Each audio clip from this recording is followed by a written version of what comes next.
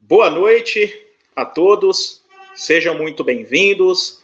Meu nome é Denis Silva e você está no canal Estudo Perspicaz. Mais uma vez aqui teremos a oportunidade de ter uma entrevista sobre um tema interessante, um tema bíblico. Vamos analisar se de fato esta doutrina ela se encontra nas Escrituras Sagradas. E como vocês já estão vendo, tenho aqui o privilégio de poder estar entrevistando o nosso mano Edson Galo, um irmão aí que tem bastante habilidade. Seja muito bem-vindo, viu? Estou seguindo aí os contatos com os caras feras aqui para a gente trocar uma ideia. Fica à vontade, mano. Seja bem-vindo, viu? Sou apenas co-escravo seu e de seus irmãos. Tamo junto. Fica assim. O mínimo, viu? O mínimo dos apologistas. Humildade tua. E se você está se achegando aí, por favor, seja bem-vindo, vai compartilhando aí essa live com seus contatos, com seus irmãos, com seus parentes, amigos, tá bom? Quer eles sejam testemunhos de Jeová ou não, que aqui nós vamos analisar a Bíblia, né? Então, todos aqueles que se interessam em estudar a Bíblia, com certeza tiram bastante proveitos de temas como esse. Como o Edson trouxe atenção uma vez, o nosso irmão também, Pedro Calvacho, hoje o assunto vai ser quente, né? Hoje o assunto vai ser quente. E eu vou, então, chamar aqui novamente o Edson. Fica à vontade, Edson. Você pode se apresentar ao pessoal aí, para o pessoal conhecer um pouquinho você. Fica à vontade. Meu nome é Edson Galo, né? Eu sou nascido em Garça, interior de São Paulo. Para quem não sabe, é uma cidade que fica entre Marília e Bauru, né? Que são mais conhecidas aqui na região. Fica mais ou menos no meio das duas, né? Nasci e fui criado aqui, nessa cidade, né? Conheci a verdade há mais ou menos 40 anos atrás. Meu primeiro contato com a verdade, eu era adolescente ainda, tinha muito cabelo naquele tempo, agora não tem mais. Eu sou careca um pouco por opção, né? Tinha bastante, viu? Bastante. Era magrinho também, né? Meu contato foi através do testemunho informal, rapaz. Olha que coisa, né? Aqui nessa região, aqui, naquele tempo, tinha muita olaria. Meu pai trabalhava na olaria junto com um tio meu, vivo ainda, graças a Jeová, e ele havia se tornado testemunho de Jeová recentemente. Como eu estou dizendo que foi em 84, meados de 84, mais ou menos essa época, e ele havia se tornado testemunho de Jeová já fazia, acho que uns 2 a 4 anos no máximo. Ele sempre foi de raiz evangélica, frequentou muitas igrejas evangélicas, ele estudou, né? O irmão já falecido, e tinha muito apreço, tem até hoje muito apreço pela verdade. E no testemunho informal, né? Ele passou a me ensinar muita coisa, né? E eu fui uma pessoa sempre curiosa. Eu sempre gostei muito de ler. Até hoje eu gosto muito de ler. Não apenas as coisas relacionadas à nossa religião e à Bíblia, mas todo tipo de assunto eu gosto de ler. Então, eu sempre gostei de estar sempre bem informado de todo tipo de assunto. E muitos questionamentos que eu tinha, obviamente, foram esclarecidos, né? Através do meu tio. Eu tinha medo, por exemplo, do inferno e fogo, que é o assunto que a gente vai falar aí um pouquinho, né? Porque eu fui criado como católico, né? E tinha muitos evangélicos em volta, né? Colegas evangélicos naquela ocasião, muitas famílias, e todos eles, em comum acordo, falavam sobre o tal do inferno, né? E eu tinha um certo temor do inferno, mas eu ficava pensando, né? Como é que pode Deus criar um lugar tão tenebroso desse, né? Não é verdade? Como é que pode, né? Colocar a pessoa num lugar tão tenebroso para sofrer, ficar sempre, ficar com aquilo na cabeça. Eu falei, não é possível. Aí o estudo da Bíblia, da maneira correta, analisando, mesmo até de forma apenas superficial, como foi na época, me ajudou a tirar esse temor, né? Esse temor descabido. Aí o tempo foi passando, obviamente, a gente foi aprendendo outras coisas, né? O nome de Deus foi uma coisa que me deixou, assim, muito encantado na época, né? Vislumbrado de ver que Deus tinha um nome que eu não sabia. Entre outras coisas, né? O paraíso que vai ser restaurado, e daí por diante, né? E desde então, né, com as bênçãos de Jeová, eu me firmei. Passado aí mais alguns anos, conheci minha esposa na organização, nós nos casamos em 92. né? Ela também, testemunha de Jeová, ativa, zelosa até hoje, tá? Exemplar. E a gente vem lutando junto aí para dar o nosso melhor a Jeová. Que bom. A gente fica muito contente quando vê irmãos experientes dentro da organização. E com certeza você já passou, como qualquer outros irmãos, poucas e boas, né? Altos e baixos. Mas tudo isso serve para... É que nem a nossa fé, ela é provada como por fogo, né? Então a gente passa por desafios menores, maiores, né? Mas não deixamos de ter desafios nesse sistema de coisas. E com certeza isso fortalece a nossa fé. E quando a gente tem esse momento de encorajamento para conhecer nossos irmãos e tirar proveito no bom sentido do conhecimento, da habilidade deles para nós nos fortalecer, assim como o Paulo falou, né? Eu fortaleço a sua fé e você fortalece a minha. E a gente, então, com certeza tira... Isso é uma provisão da parte de Jeová, na verdade, né? Tudo bem. Ó, deixa eu falar uma coisinha. Às vezes eu faço assim, porque eu preciso do pé aqui, do óculos aqui, para ler o grau, às vezes para ler alguma coisa aqui embaixo. Eu faço isso aqui apenas para poder fazer a leitura, tá, pessoal? Tá? Porque quando eu olho assim, reto, nessa posição, eu vejo tudo embaçado. A não ser que eu esteja bem distante. Agora já melhorou um pouco, ó. Tá? Ah, você usa aquele bifocal que fala, né? Ele é bifocal, tá? Às vezes, se eu ler alguma coisa embaixo, então eu tenho que fazer assim, porque de perto eu preciso do grau aqui, né? Mas eu vou manter essa distância aqui, acho que fica melhor, né? Fica à vontade, do jeito que você preferir aí. De longe eu leio, de perto eu não consigo ler nada que está escrito na tela, entendeu? Fica à vontade. Tem um pessoal no chat aqui, eu não vou conseguir colocar na tela, tá, pessoal? Porque vai que eu aperto alguma coisa aqui que não... e sai errado aqui. Hoje, diferente do publicador do Reino, eu tô sem suporte. Eu sou o suporte de eu mesmo, tá? Mas eu vou citar aqui, ó. Temos aqui o Paulo Alexandre dando boa noite a todos. Boa noite, mano. Temos o Alexandre Ricardo também dando boa noite. Alex, boa noite. Temos o Rafael Santos, já dando os comentários aqui já pertinentes a respeito do tema. E o José Maurílio, dando boa noite a todos. Sejam bem-vindos, tá? Boa novamente, noite a todos. Compartilha aí. Vai compartilhando a live aí, pessoal. Mas a todos os demais aí, outros que virão depois aí, né? Uma excelente noite para todos aí, tá? Que Jeová abençoe e proteja cada um de vocês aí. O Valdir Moreira, chegando aí. Boa noite, Valdir. E, Galo, você tem algum canal? Pode ficar à vontade aí para compartilhar seu material, tá? Pode revelar. Aí. Eu vou revelar agora. É um nome Esclarecimentos Bíblicos e o outro Verdades Bíblicas. Esclarecimentos Bíblicos tem um pouco mais de vídeo, porque é mais antigo, tá? Ele tem um logotipo preto e tem a letrinha EB, tá? É fácil. Depois você pode colocar o link aí, se o pessoal quiser. E já tem um outro, o esclarecimento bíblico já tá no link da descrição. Quem quiser já acessar, tá lá. Na verdade, é o principal, é o que mais tem, é o mais antigo de todos, né? E o outro qual que é? Mas ele tem poucos vídeos, e na verdade é uma repetição do outro, entendeu? Ah, entendi. Mas de qualquer forma, depois eu ponho o link lá. Foram fechados, né? Não sei qual o motivo, né? Não quero entrar nesse mérito aí, mas 2 outros canais aí que eu tinha foram fechados. Entendi. Não, nem começou, já fechou. Talvez seja a intriga da oposição, né? Vai saber. Pode ser, não vou fazer acusações, né? Fica no ar, né? Vai saber. Vai saber.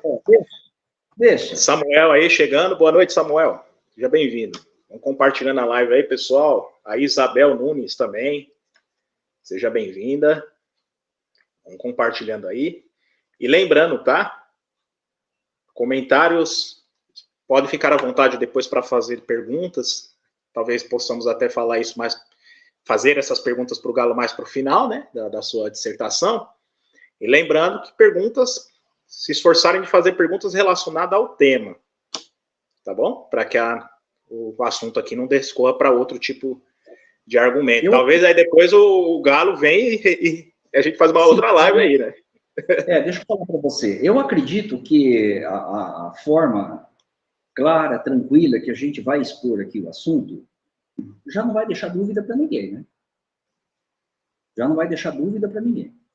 entendeu? Mas, obviamente, que sempre tem uma pessoa ou outra que tem uma pergunta pertinente ao assunto, está ligada, né, intrinsecamente ao assunto, ao tema, ou talvez algum ponto que não foi totalmente esclarecido, né, não dá para falar isso, a gente tem mais ou menos 1 hora aí, como você disse, né, entendeu? Você viu que meu telefone toca toda hora por emergência aí, tá? Então a gente fica preocupado até de ficar muito tempo aqui, às vezes deixar algum cliente na mão aí, né, Sim. Sim. Tá bom até esse esclarecimento, se acontecer algum imprevisto aí, tá bom, pessoal? O apanhado geral, né, a gente vai fazer aqui, e eu tenho certeza que vai servir de ajuda para a gente, tá? É isso aí. Então, bora lá. Maria José, seja bem-vinda aí, vai compartilhando essa live. Então, vamos começar, né? Vamos aproveitar do irmão Galo, no bom sentido, do conhecimento dele aí. Então verdade, entrando no tema, pode falar. Na verdade, nós estamos sempre aprendendo um com os outros, né? Quando nós estudamos a Bíblia e nos tornamos testemunhas de Jeová, nós aprendemos ali de maneira, pode-se dizer, de maneira rápida, muita coisa a respeito da verdade, e tomamos a decisão de servir a Jeová porque nós vimos que a verdade está ali, né? Obviamente que com o passar dos anos, você vai aprofundando seu conhecimento a respeito de alguns assuntos, né? Vai adquirindo experiência e conhecimento com isso.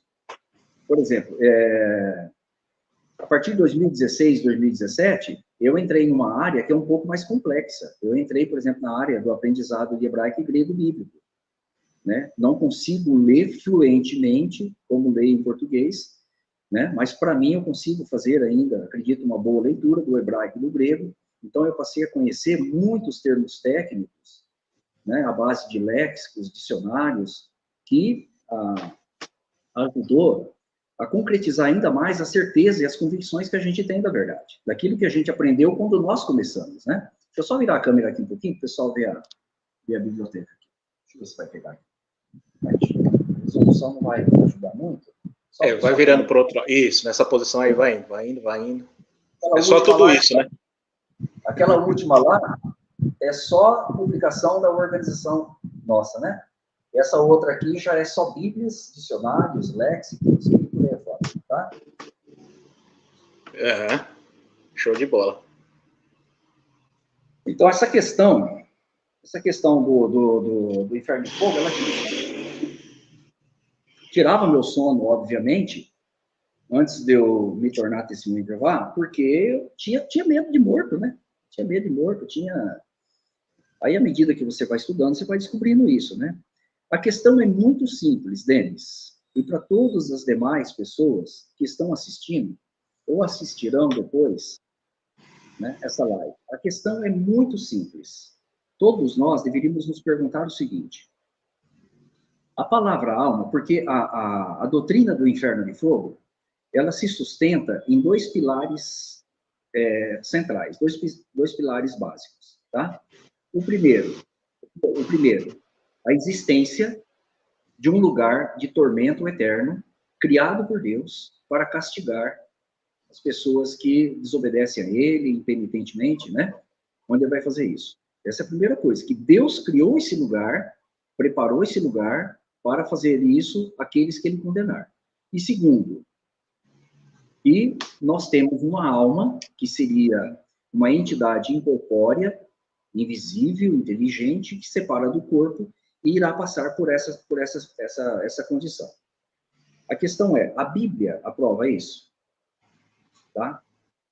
Como nós sabemos, a Bíblia ela foi escrita em hebraico e grego. Todo mundo sabe disso, em hebraico e grego. Tá? Em hebraico e grego, existe a palavra inferno e a palavra alma? Não existe. Então, como que esse ensino, esse conceito, ele ganhou força, ganhou corpo, né, no meio religioso? Vou falar meio religioso de modo geral, porque a grande maioria das pessoas acreditam nisso. Como que o ensino da imortalidade da alma e a condenação dela num lugar de fogo e tormentos eternos ganhou força, ganhou peso, se estes termos não existem nos originais da Bíblia? Então, a pessoa que é sincera, o que ela vai fazer? Ela vai estudar e descobrir a origem desses termos. Como que esses termos surgiram? E o que significavam esses termos nas línguas originais, tanto no hebraico como no grego. Como que essas palavras, a palavra alma não tem em grego e em hebraico, como eu já disse, nem a palavra inferno. Mas como que esse ensino surgiu, então? Perguntas pertinentes, né? Então, quando a pessoa ela vai fazer um estudo e descobrir a origem dos termos, de onde veio, e descobrir lá na origem o que esses termos significavam, entendeu? Ela vai desmontar essa crença facilmente. É isso que você traz atenção. Só para o pessoal ter uma ideia, antes de eu entrar no assunto, só para vocês terem uma ideia, vocês viram a minha biblioteca aí, né? Eu tenho aqui, ó. Deixa eu ver se aparece. Isso. E é grosso, viu? Ó, é grosso. Tem quase 400 páginas isso aqui, ó. É o Manual de Doutrinas, tá? Aí, ó. Com todo respeito aqui, ó, da Assembleia de Deus, é um livro de instrução para os membros da igreja deles, e esse aqui também, ó, tá? Para a igreja deles, ó. Esse aqui tem menos página, esse é mais condensado a informação. Mas tem a mesma informação do outro. São 250, 260 páginas, mais ou menos, tá? Só vou citar para vocês aqui rapidamente as páginas, para que vocês tenham uma noção do que se ensina, tentando, obviamente, encaixar isso na vida. Por exemplo, a Declaração de Fé da Assembleia de Deus, que é igual a qualquer outro manual aí, com todo respeito aí, né, aos membros e também à denominação. A partir da página 198, passa a explicar sobre a questão dos termos Seol e Hades, Tártaro e Geena. A partir dessa página que eu até grifei aqui, não sei se a câmera vai conseguir pegar, né? Tá? Tá grifado aqui, ó. Mas dá para ver, isso. Não dá para ler, mas dá para ver, tá gravadinho. A resolução não é muito boa. E esse aqui, a partir da página 198, mais ou menos umas 10 páginas, 10, 12 páginas, vai explicar o mesmo assunto. Olha o conceito que se tem sobre essa questão do inferno. Eles comentam o seguinte, gente, vou resumir. Não dá para ler aqui, senão a gente vai ficar até 10 horas da noite. Eles entendem assim, o Seol e o Hades é um lugar de sofrimento temporário das almas das pessoas que morreram em pecado, sem Cristo. Então, qualquer pessoa de Adão para cá, que morreu em pecado, a alma dele está no Seol ou no Hades, sofrendo. Tem que pôr o óculos. Fica assim que fica melhor, né? Qualquer pessoa que morreu de Adão até os nossos dias, no conceito, de acordo com o que eles ensinam nos seus manuais, nas suas pregações públicas, outras denominações também, essa aqui não é exceção, olha só, de Adão para cá, todo mundo que morreu em pecado, morreu sem Cristo, a alma dele está sofrendo no Seol ou no Hades. Mas o Seol e o Hades não é o derradeiro inferno. Ele é apenas um inferno, entre aspas, provisório, onde está sendo castigado, a alma do bom está com Deus, no seio de Abraão, alguma coisa assim, né? Enquanto a do pecador está nesse lugar. Presta bem atenção, gente. Olha o cúmulo do absurdo, tá? Com todo respeito aí a quem acredita nisso. E o que eles defendem? Eles defendem o seguinte, lá no fim dos 1000 anos, agora na volta de Jesus, que está para acontecer, as almas dos que estão com Cristo vão reencontrar seus corpos e vão viver com Cristo no céu em definitivo.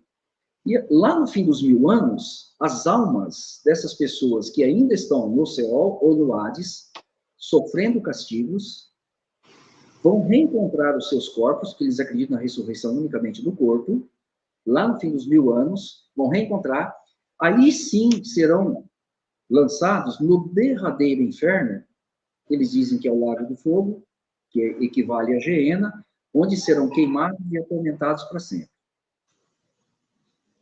Dá para acreditar nisso?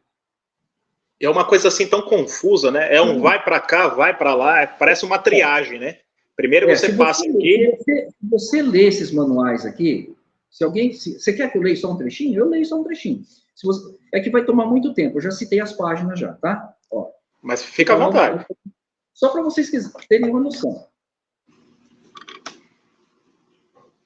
Declaração, página 100... Tá pegando aí ou não? 198 em diante, tá? 198 em diante. só um resuminho só. Tem uma parte que eles falam assim, a palavra inferno vem do latim, tal, significa lugar inferior. A escola Seol e Hades tem a mesma equivalência. Aí eles comentam, a Septuaginta traduz por Hades. Por Hades, o Hades é o estado intermediário dos mortos, ainda não é um inferno propriamente dito, tá? O estágio intermediário dos mortos sem Cristo trata-se de uma prisão temporária até que venha o juízo. Os condenados, a partir desse mundo, estão lá conscientes e em tormento. Então, aquilo que eu estou falando para vocês é o que bate. Então, Hades e Seol equivalem, e é um lugar de tormento ainda não definitivo, apenas provisório, apenas para a parte espiritual, tá? Aí eles comentam lá na frente, né, que a Gênova é o derradeiro inferno, etc. Tal. Então, se alguém quiser ler depois, né, ó, declaração 1198 e o manual a partir da página 127, tá? Só para vocês terem uma noção. Gente, fala uma coisa, gente, com toda sinceridade. Dá para acreditar numa coisa dessa? Mas é isso aí que o sistema religioso acredita. Eles, né, os pastores, com todo respeito, pregam, tá? Porque, na verdade, um ouviu do outro, né, do jeito que comprou o peixe, está vendendo. A internet está cheia, está lotada desses pastores famosos aí, que eu acredito que até alguns deles aí que bloqueou 2 canais meus. Tá? Eu tenho certeza que algum deles deve ter feito isso, não é possível. Porque eu sempre tratei de forma respeitosa, e as matérias sempre foram colocadas, né, com muita educação. Mas é justamente isso que defendem. E tem pessoa aplaudindo isso, olha. Então, vou resumir para vocês mais uma vez. Já vou falar dos termos aqui e vou fazer um apanhado geral. Vocês vão gostar do apanhado geral. Então, acredita-se que o homem tem uma alma imortal, inerente, que sobrevive à morte, né? Se a pessoa praticou boas coisas, a alma dessa pessoa fica lá junto com Cristo, com Deus lá, em algum lugar lá, né? Ainda não é o derradeiro do céu também, mas fica no lugar bom. Tá? E o do pecador, entendeu? Que não se corrigiu, não se arrependeu, está em tormentos. Está em tormentos, segundo eles, no Seol e no Hades, que ainda não é o derradeiro inferno, tá? E especificamente nesse caso, no fim dos 1000 anos, que vai ter o juízo final, eles acreditam que vai ser ressuscitado o corpo dessa pessoa, vai se unir à alma desse que já está aí por anos, centenas, milhares de anos já, vai juntar os dois, vai fundir numa pessoa só, e aí será lançado no derradeiro inferno, que seria o lago de fogo, né? Que, segundo o que eles pregam, que equivale a Gehenna. Dá para acreditar que Deus fará uma coisa dessa, gente? Se a pessoa tiver um pouquinho de raciocínio, não tem lógica, gente, não tem lógica uma coisa dessa. Não tem lógica. Mas vamos lá, de onde saiu isso, então? De onde saiu? Então, saiu por erro de interpretação e saiu também, né, por traduções erradas. Não estou dizendo que a palavra inferno, colocada em alguns lugares, ela está errada, porque é o que tinha, né? Lá no caso, por exemplo, de Seol e Hades, quando Jerônimo, na Vulgata, colocou, tem a Vulgata aqui, ó. E é interessante, né, Galo? Só trazendo um adendo aqui, você vai entrar nas questões das traduções e depois os termos, né, dessas palavras. Além disso, um lugar de tormento para pecados ou qualquer coisa do tipo já é coisas que já vinha de outras nações antiguíssimas, né? Por exemplo, o Egito, Babilônia e outros, eles tinham os mundos dos mortos e dentro deste mundo dos mortos existia também lugares de tormento para castigar de alguma forma a pessoa devido a alguma situação, né? E com o passar do tempo isso também foi inserido dentro da igreja também. Na verdade, a crença na imortalidade da alma, eu separei aqui alguns esboços, né? A crença na imortalidade da alma não era uma crença do povo que servia Jeová. Nunca foi. Então, os judeus eram mortalistas, né? Da sobrevivência de uma entidade espiritual, era uma crença que permeava os povos pagãos ali em volta, né? Da nação do povo de Deus, antes dos hebreus e e posterior aos hebreus. Então, essa crença nunca fez parte, a crença em imortalidade da alma, tormento após a morte, nunca fez parte do cardápio de crenças do povo que servia Jeová. Isso aí é uma coisa que permeava os povos pagãos, que não tinha instrução verdadeira de Deus, né? Obviamente que os cristãos, os primeiros cristãos, eles eram judeus. Será que a crença de uma hora para outra mudou, gente? Claro que não. Claro que não, né?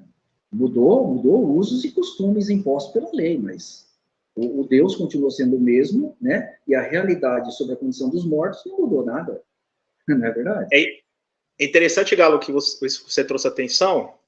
Numa entrevista que eu fiz com o Lucas Banzoli, embora ele não seja testemunho de Jeová, mas ele crê que a imortalidade da alma, inferno de fogo, não são doutrinas bíblicas. Né? E ele trouxe atenção, visto que ele é historiador, então ele indicou que aqueles judeus que tinham associação mais com o povo helenístico, né, da Grécia, eles aderiram ao ensino da imortalidade da alma, diferente daqueles que ficavam mais restritos em Jerusalém, que eram os judeus mais raiz, por assim dizer, né?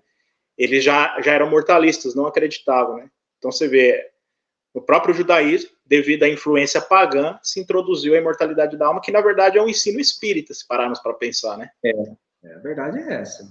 É uma fusão, né? Uma fusão de espiritismo, com todo respeito aí, fusão do espiritismo, a sobrevivência da alma, né? E, na verdade, a única diferença que tem para aqueles que defendem que o espírito vai unir ao corpo, para o espiritismo, é que vai ser no mesmo corpo. Apenas isso. A pessoa que defende a imortalidade da alma, ela faz duas coisas. Ela anula a ressurreição, que é a promessa de Deus, de Jeová, na Bíblia, que será por meio de Jesus, né? Jesus é que foi nomeado para poder fazer todas as ressurreições de Jeová, né? Recebeu autoridade para isso, poder para isso. Anula a ressurreição e, de alguma forma, defende o espiritismo, que é a reencarnação da alma no corpo. A única diferença é que não é num corpo diferente, mas é no mesmo corpo. Não é verdade? Conforme eu já disse, rapidamente, vamos fazer um resuminho aqui, tá? Vamos entrar nos termos agora, então. Como eu já disse, não existe a palavra inferno nos originais hebraico e grego. Obviamente, todo mundo sabe disso. Então, como que essas palavras surgiram? Essas palavras tiveram a sua origem por meio de traduções no decorrer dos anos, né? Então, vamos tratar aqui de alguns termos rapidamente. Ali em Gênesis, capítulo 2, versículo 7, Gênesis 2, 7, obviamente que ali tem a palavra alma, né? Em todas as traduções, inclusive em tradução do Novo Mundo. Mas eu vou tratar aqui especificamente de um outro termo que aparece ali, para a gente poder separar uma coisa da outra, tá? Ali tem uma palavra, em Gênesis 2, 7, a palavra nishmat, tá? Talvez a minha leitura não seja mais perfeita, desculpa aí se eu não estou fazendo isso. Talvez um professor de hebraico vai ver isso. Não, ele falou errado, é ne, não tem problema. Tá? Nishmat, pelo menos é a forma que eu estou lendo.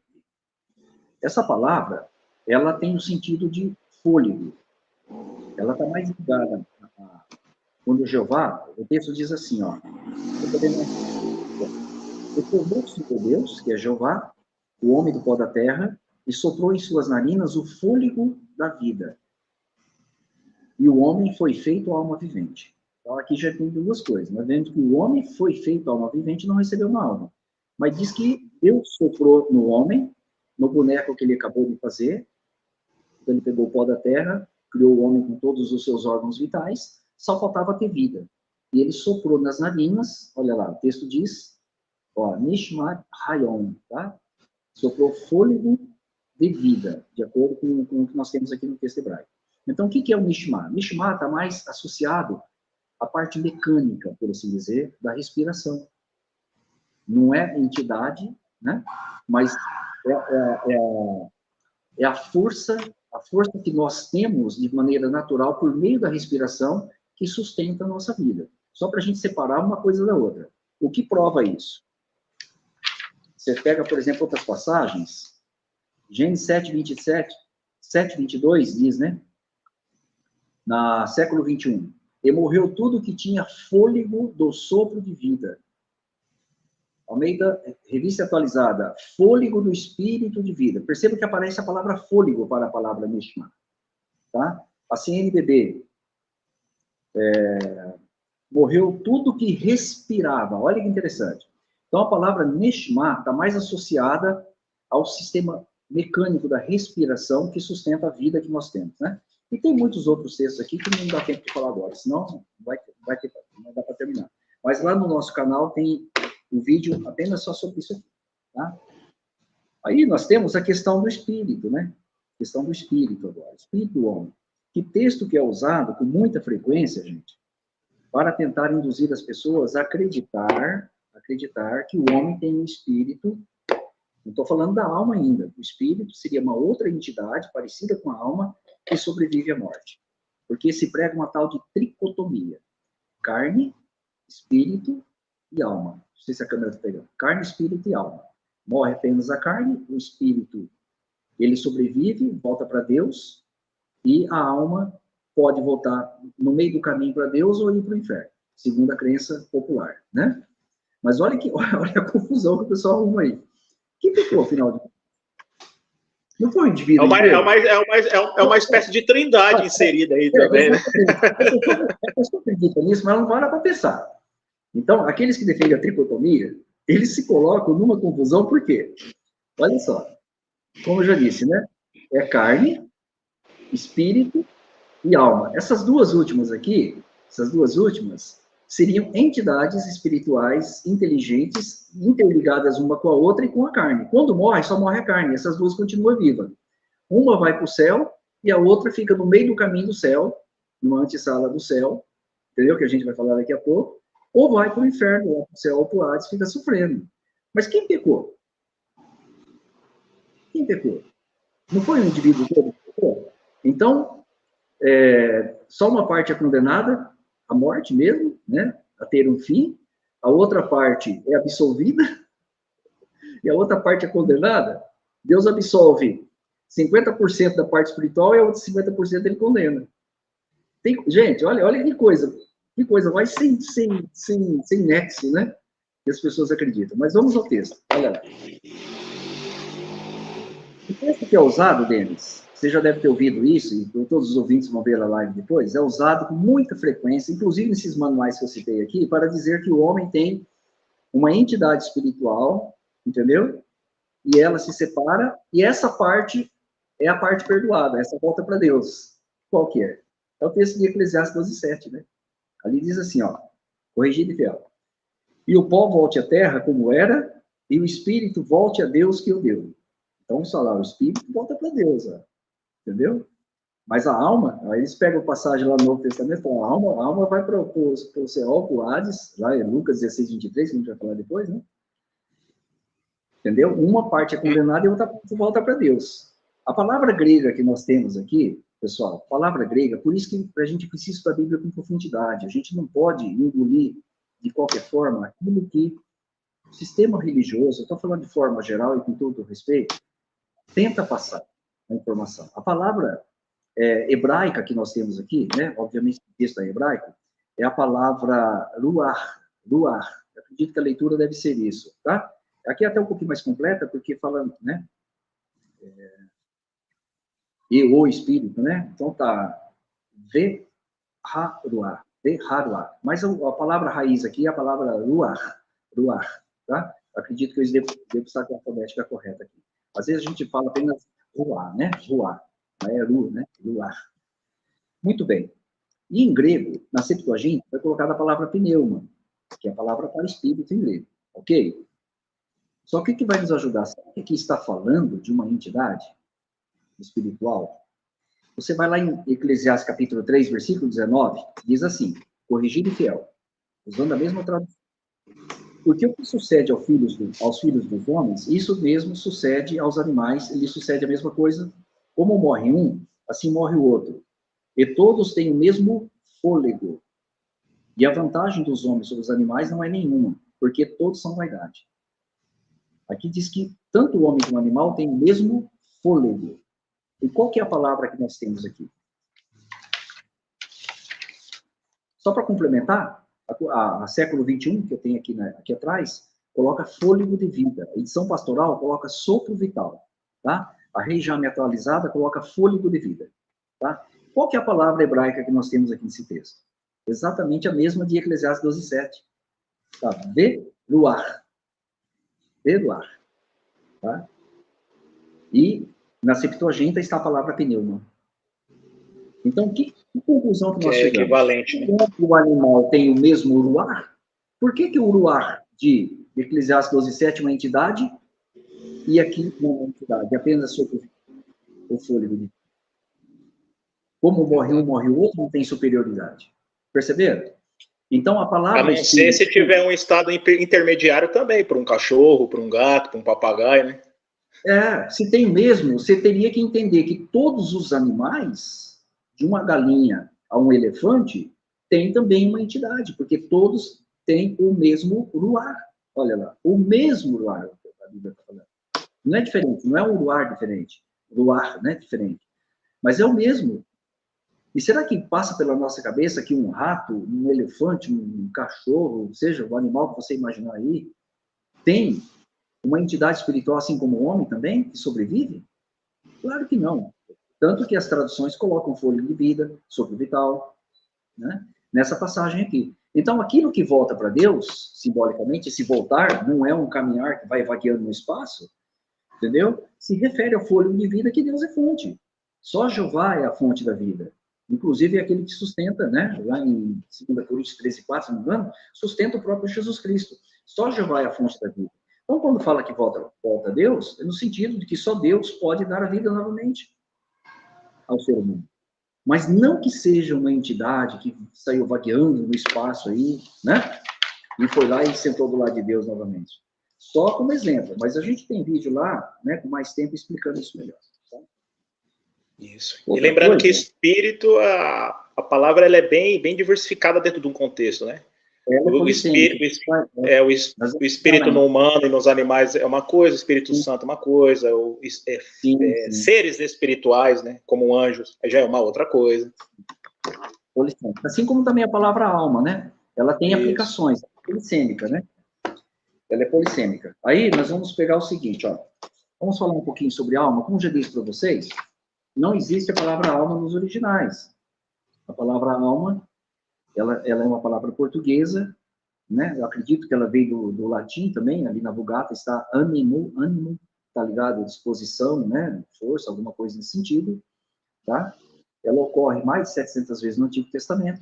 E as aplicações de alma, geralmente, está associada ao indivíduo como um todo, como lá em Gênesis 2:7, ou está associado à vida do indivíduo. E, em alguns casos, à disposição da pessoa, tá? Então, eu vou citar aqui alguns exemplos bem rapidinho para vocês aí.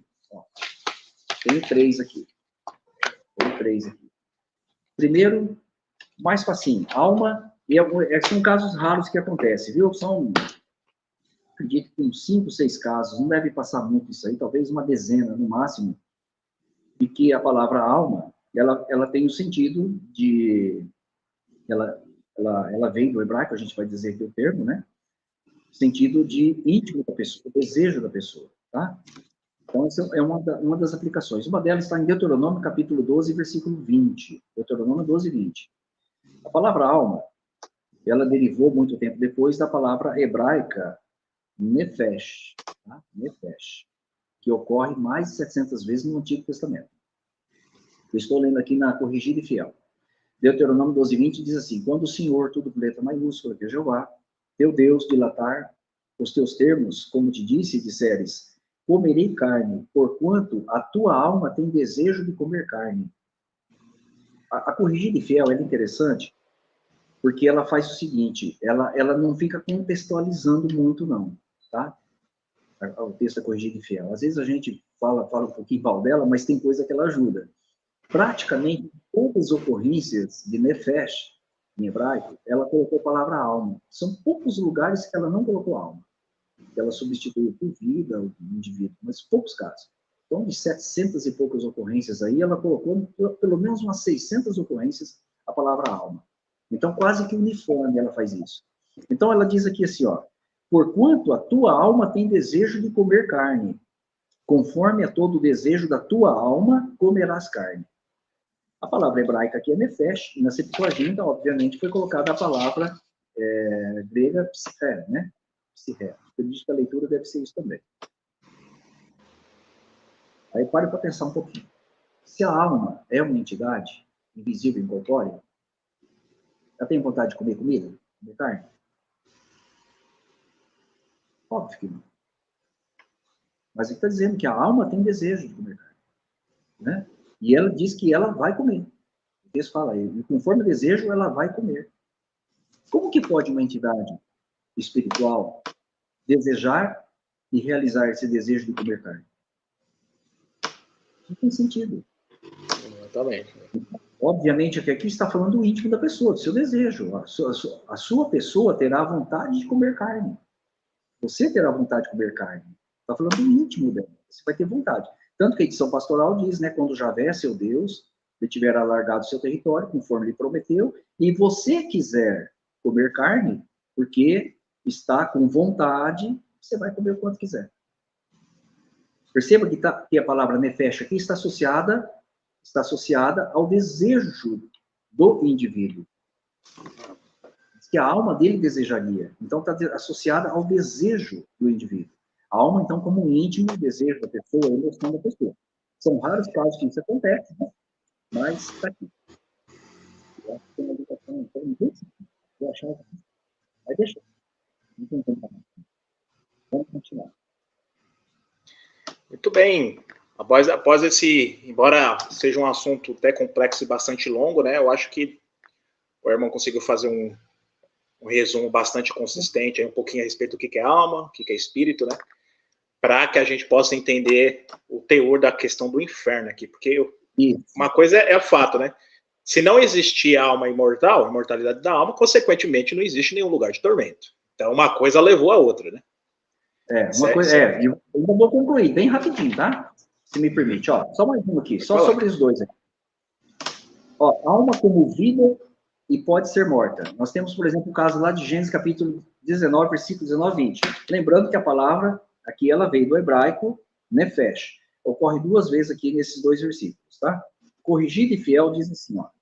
Eis que agora o teu servo, é Ló falando com os anjos, tem achado favor aos teus olhos, e engrandeceste a tua misericórdia, que a mim me fizeste, para guardar a minha alma em vida, mas não posso escapar do monte. E lá no finalzinho diz, ora, deixe-me escapar para lá, para que a minha alma viva. Presta bem atenção. Presta bem atenção. Se a alma é uma entidade corpórea invisível, por que Ló estava preocupado em salvar ela? Imortal. Ele está falando se ela já tem, se ela tem a imortalidade já inerente nela, não precisa se preocupar. Se ela é inatingível, porque ela não pode ser atingida com a morte. Entendeu? Por que Ló estava preocupado em salvar? A palavra hebraica aqui é a palavra nefesh, é a mesma dos outros textos que a gente está citando aqui, tá? Então, aqui dá no sentido de vida e que pode acabar, pode ser morta. Perceberam? Tanto que na século XXI, que é a nova João Ferreira de Almeida, usa a expressão salvando minha vida ali no meio do texto e usa a expressão salvarei a minha vida no final. No mesmo lugar que está a palavra alma aqui na corrigida fiel. Perceberam, gente?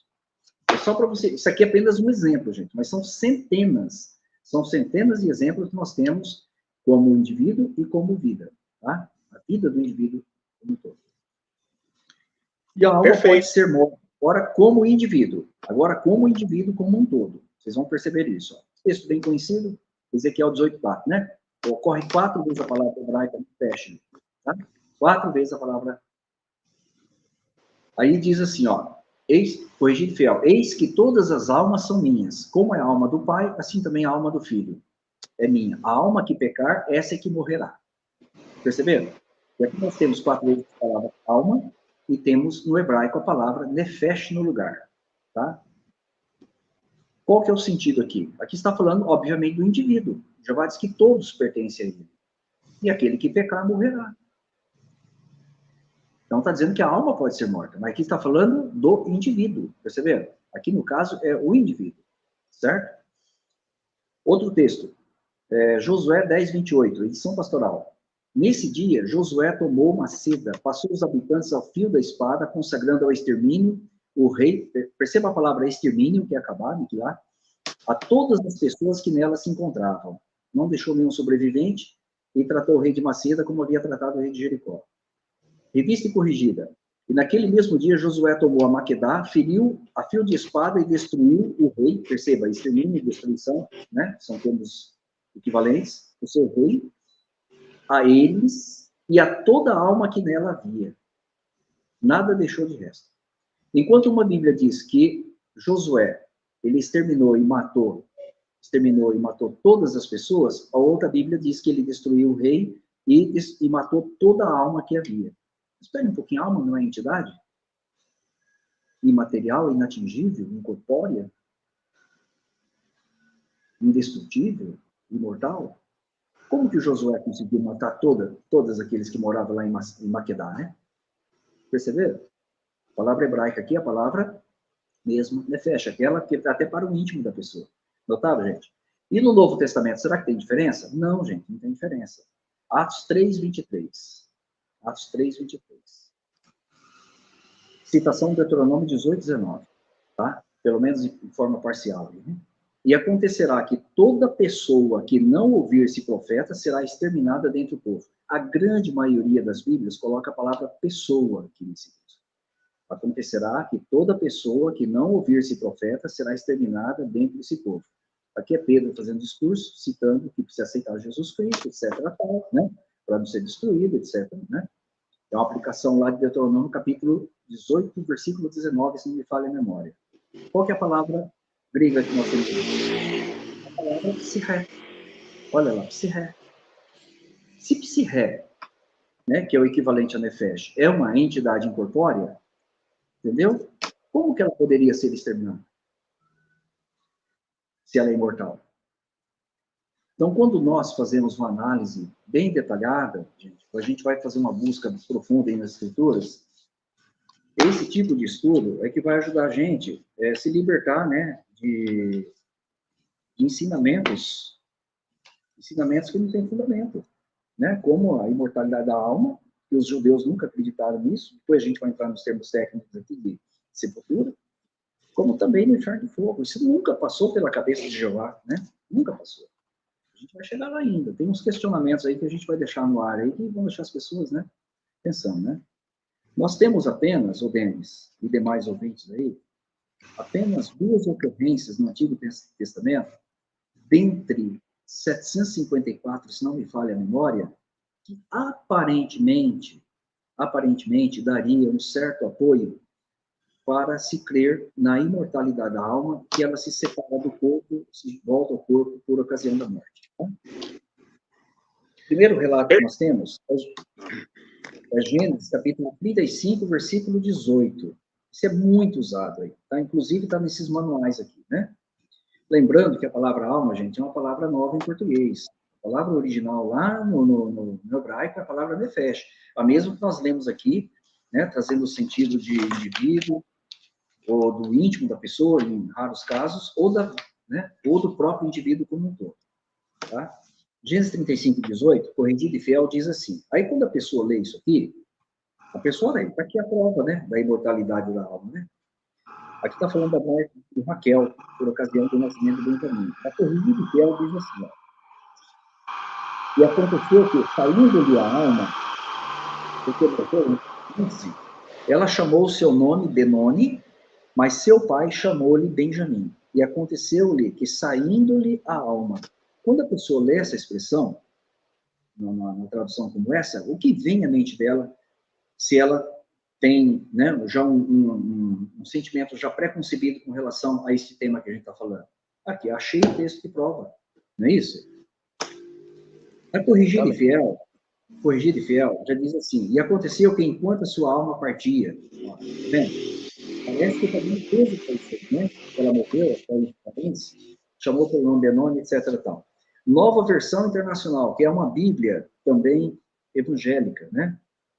Diz assim, ó, já a ponto de sair-lhe a vida, quando estava morrendo, deu ao filho o nome de Benoni.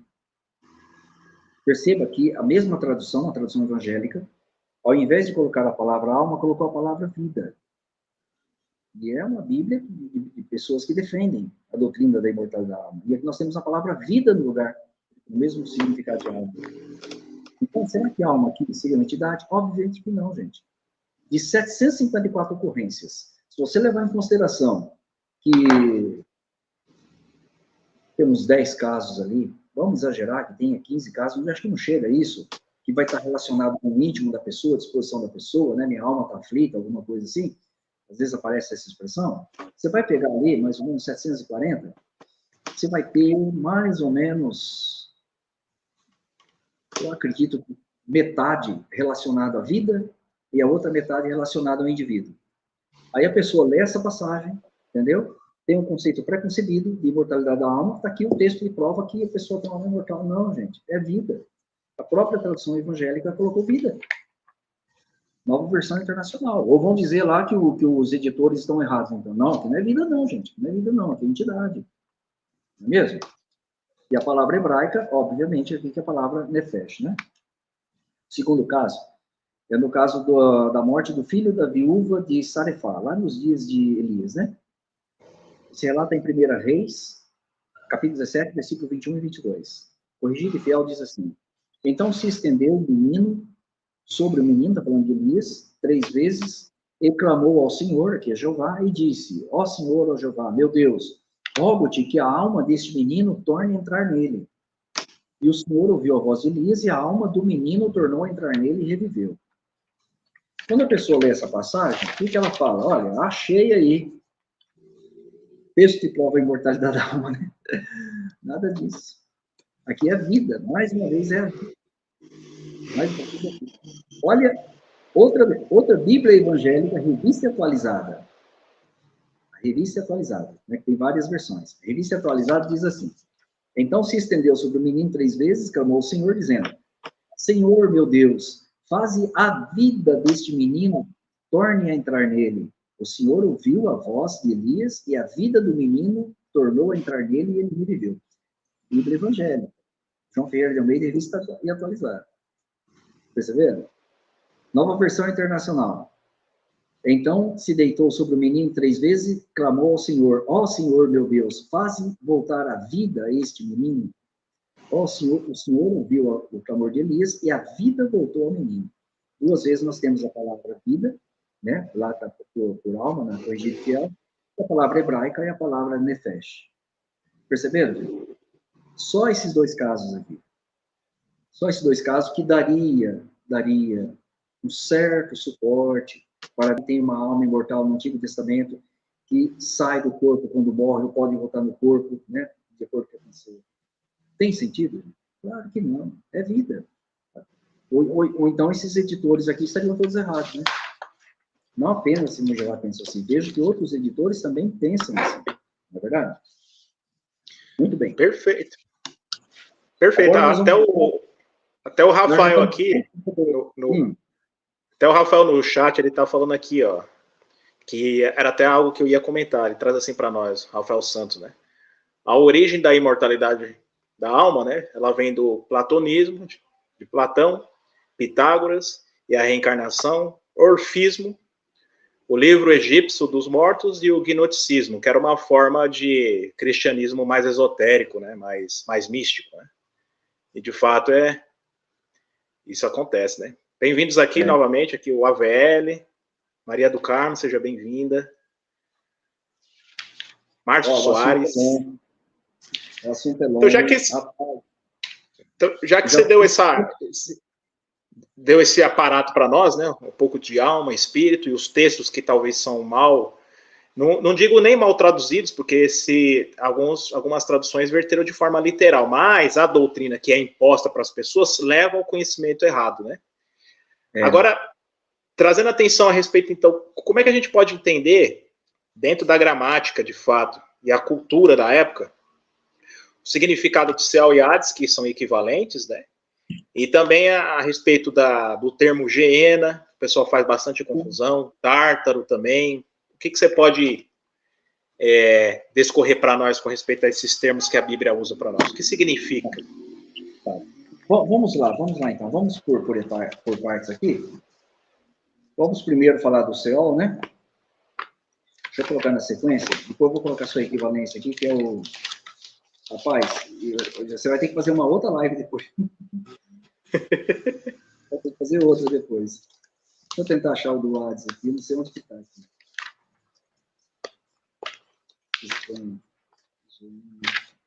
Ah, tá aqui. Tá na sequência. Vamos lá. Ó, dá uma olhada aí, pessoal. Tem um esboço aqui que marca.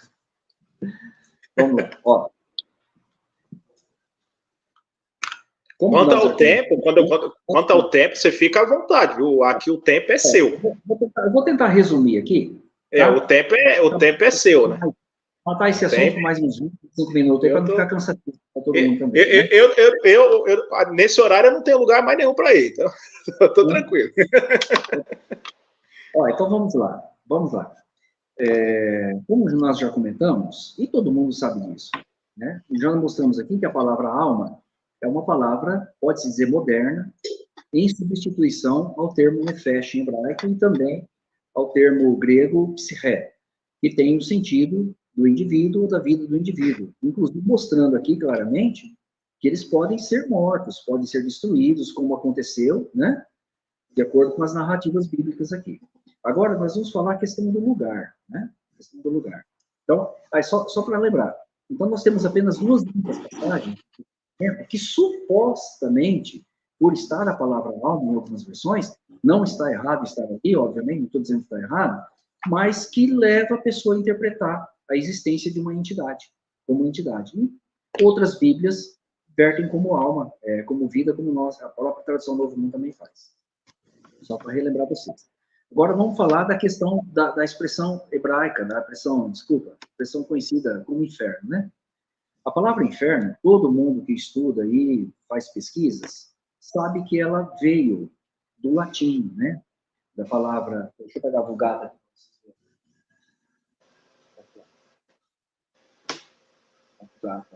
Tá? Quando a Bíblia foi traduzida para o latim, ali no quarto século, pelo personagem Jerônimo, não sei se ele era líder religioso, não me recordo agora, acredito que sim, né? Ele colocou um dos pais da igreja, né? É um dos antigos, né? Ele fez, né? Isso. Ele colocou a palavra infernos, e às vezes a palavra infero, no lugar da palavra Seol. Vamos falar do Seol primeiro, tá? Nas 66 ocorrências, né? Alguns falam 65, mas são 66 ocorrências no total que nós temos no Antigo Testamento dessa palavra, tá? O que o sistema religioso, de modo geral, que defende o Seol como lugar de tormento, eles ensinam que o Seol é o lugar de punição. Você vai ver lives de muitos pastores famosos aí, que o Seol equivale a Hades e é o lugar de punição para as almas de pessoas que morreram em pecado, não tiveram o perdão de Deus, né? Morreram sem o favor de Deus, morreram sem Jesus, que é de Jesus para cá, e anterior a Jesus, morreram em pecado, fazendo as coisas que desagradam a Deus, tá? Então, seria o lugar de punição das almas. Inclusive, está em manuais isso aí. E você vê pastores famosos pregando isso aí na internet, tá? Será mesmo, gente? Não, é apenas um termo geral se referindo à sepultura comum da humanidade. Por quê? Porque tem uma palavra, keber, alguma coisa assim. Geber. De um túmulo para uma pessoa distinta, né? Falando de forma distinta para alguém. Então, é um termo seria geral. Literalmente um buraco hoje, que se é enterrado uma pessoa, de fato, né? Uma vala, né? O Geber.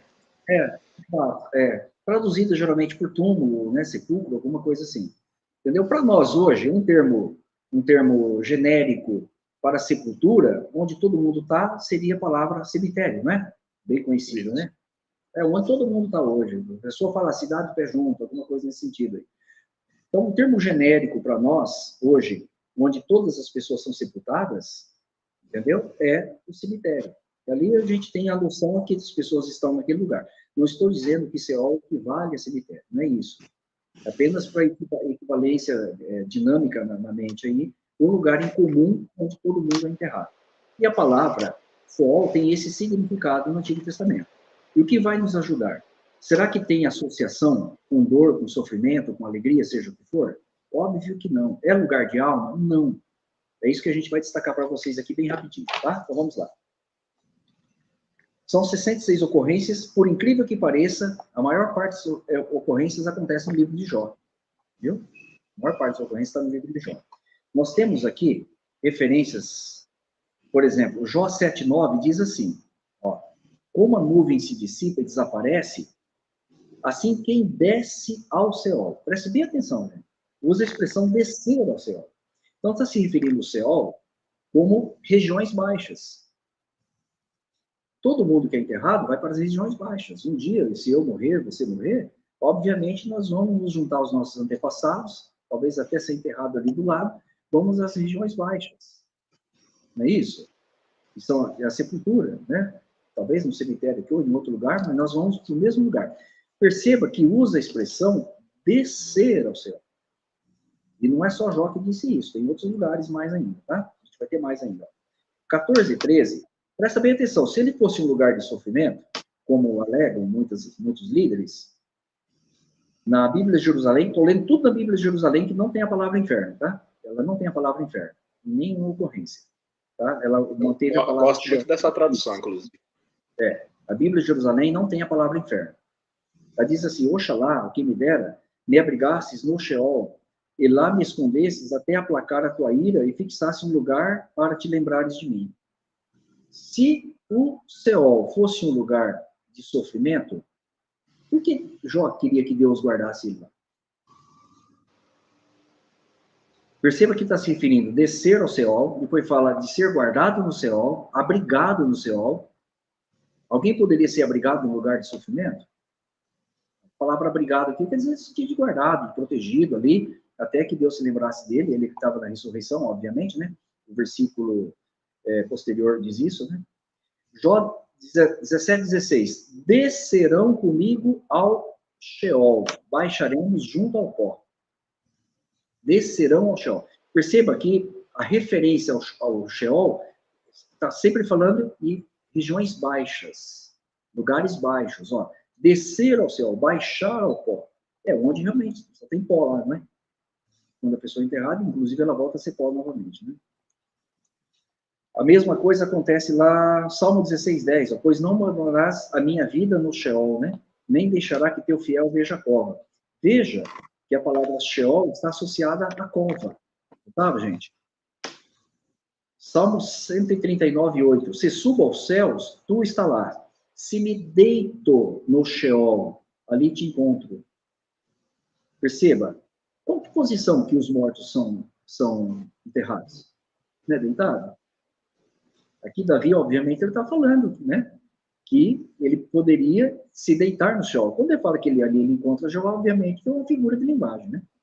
Ele não sabia que ele não tinha conhecimento, não tem vida após a morte, a gente vai ter o texto explicando isso depois, né? Olha outro interessante, ó, Salmo 141:7. Como pedra de moinho rebentada por terra, estão espalhados nossos ossos à boca do Sheol. Se o Sheol é um lugar de sofrimento para almas, por que tem osso lá? Não é verdade? Exatamente. E tem muitos outros mais aqui. Provérbios 1:2 fala de baixar a cova, né? Fala de nós os tragaremos vivos como o Sheol inteiro, como o Sheol, inteiros como os que baixam a cova. Associou cova com a palavra Sheol, né? Isaías 57:9 fala de descer ao Sheol. Ezequiel 31:15 fala de descer ao Sheol. Perceba que está sempre se referindo ao Sheol como região inferior. Por isso que Jerônimo colocou a palavra infernos, ou infernos, no sentido de inferior, regiões inferiores. Apenas isso. Um osso, né? Que pode ter osso, fala de osso lá, né? Ezequiel 32:21, do fundo do Sheol lhe dirão os guerreiros valorosos, já desceram e já dormem nesse lugar, né? Dormir aqui, obviamente, é uma figura de linguagem, né? É um eufemismo aqui, entendeu? Ou jazem mortos, né? Algumas bíblias colocam. Ezequiel 32:27, desceram ao Sheol, ali repousa seus ossos. Perceba, gente, Sheol sempre está associado a regiões baixas, inferiores, fala de gente que está dormindo lá, obviamente isso aqui é um eufemismo, né? Pessoas que estão dormindo na morte, porque não tem sentimento nenhum. Né? E repousa, olha lá, seus ossos, duas vezes aqui, mais uma vez a palavra osso, ligado à palavra Sheol, né? Ele me disse, de minha angústia, clamei a Yahvé, e ele me respondeu, do seio, ou do leito, como algumas vírgulas, do Sheol, pedi ajuda e tu me ouviste. Obviamente ele sabia. Se Jeová não tirasse ele de lá, ali seria a sua derradeira sepultura. Perceberam, gente? Então, Sheol sempre está associado, olha lá, à morte, inatividade, fala inclusive de ter osso lá, os que jazem lá dormem. Obviamente que é um eufemismo para a palavra morte, né? É uma suavização da palavra morte, né? Perceberam? Então, a questão é muito simples, muito simples. Inclusive, eu já fiz essa pergunta em alguns debates aí com alguns pastores, né? Se o Sheol equivale a Hades, vou deixar para falar depois. Vamos falar do Hades.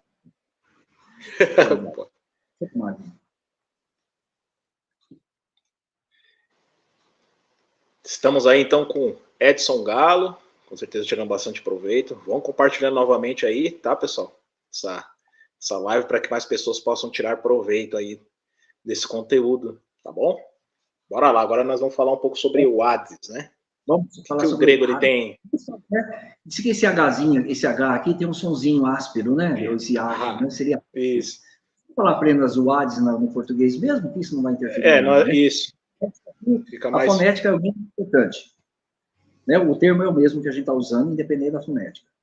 A palavra Hades, como todos sabem, a grande maioria que estuda sabe, ela ocorre apenas 10 vezes no Novo Testamento, né? E ela está associada a dor e sofrimento? Não, gente, também não. Ó, a primeira ocorrência dela está em Mateus 11, 23. Eu estou usando todos os textos na João Ferreira de Almeida, de acordo com os melhores textos do hebraico e do grego agora, tá? Ela não tem a palavra inferno, tá? No lugar de Hades. Ela tem no lugar de outras palavras, mas não no lugar de Hades. Olha só. Mateus 11, 23. E tu, Cafarnaum, porventura serás elevado até o céu? Até o Hades descerás. Perceba que ela tem o mesmo sentido de Seol, porque fala de descer. Veja que a gente citou uns minutos atrás, de se descer ao Seol algumas vezes. Não é isso? Se referindo às regiões baixas. Ela fala, o Hades descerás. Tá? Mateus 16, 18, fala da porta do Hades. Assim como Jó tinha esperança, e Jonas tinha esperança de sair do Seol, entendeu? Por quê? Porque eles se referiam ao poder de Deus, obviamente, de tirar eles daquela situação, lembrar deles na ressurreição, no caso de Jó, por exemplo. Não é isso? Veja que o Hades aqui está falando de ter portas. Quer dizer, essas portas podem ser abertas ou fechadas, e quem está lá pode entrar ou sair. Perceberam? Fala de portas do Hades. Está se referindo ao quê? Está se referindo ao Hades, seria o mundo invisível ou o mundo dos mortos apenas. Não no sentido lá da época, né? Da Grécia. Que dentro da mitologia grega, né? Porque muitos talvez falam, o cristianismo pegou esse termo da mitologia grega, mas não é bem assim a coisa.